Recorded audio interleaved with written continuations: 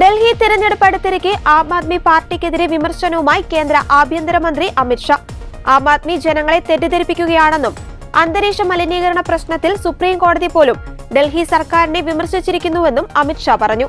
ഡൽഹിയിൽ റോഡുകൾ തകർന്ന അവസ്ഥയിലാണെന്നും അമിത്ഷാ ആഞ്ഞടിച്ചു. മാലിന്യ സംസ്കരണം പാളി, പൂർവാഞ്ചൽ വിഭാഗത്തെ കോവിഡ് സമയത്ത് സർക്കാർ അവഗണിച്ചു.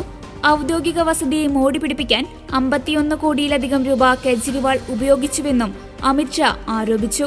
ആം ആദ്മിയിൽ നിന്ന് ഫെബ്രുവരി 8-ന് ഡൽഹിക്ക് മോചനം ലഭിക്കുമെന്നും അമിത്ഷാ കൂട്ടിച്ചേർത്തു.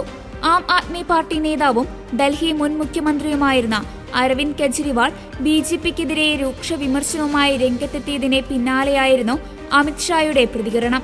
BJP സർക്കാർ പൊതുജനങ്ങളുടെ പണം അവരുടെ സുഹൃത്തുക്കളുടെ പോക്കറ്റുകൾ നിറയ്ക്കാൻ ഉപയോഗിക്കുന്നുവെന്നായിരുന്നു കെജ്രിവാളിന്റെ ആരോപണം. കെജ്രിവാൾ പറയുന്നത് നുണയെന്ന് കേന്ദ്രമന്ത്രി അമിത്ഷാ പറഞ്ഞു.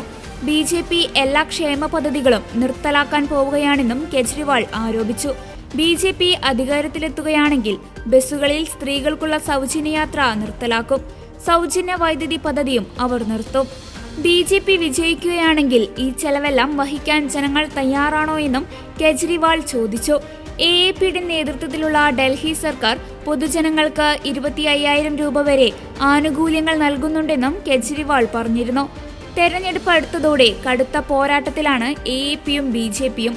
പരസ്പരം ആരോപണങ്ങളും പ്രത്യാരോപണങ്ങളുമായി കടുത്ത മത്സരമാണ് ഡൽഹിയിൽ നടക്കുന്നത്. തെരഞ്ഞെടുപ്പ് പ്രചാരണത്തിനിടെ അരവിന്ദ് കെജ്രിവാളിന്റെ വാഹനവ്യൂഹത്തിന് നേരെ ആക്രമണം നടത്തിയത് BJPയാണെന്ന് AAP ആരോപിച്ചിരുന്നു. ഫെബ്രുവരി 5-നാണ് 70 അംഗ ഡൽഹി നിയമസഭയിലേക്ക് തെരഞ്ഞെടുപ്പ് നടക്കുന്നത്. ഫെബ്രുവരി 8-ന് ഫലം പുറത്തുവരും.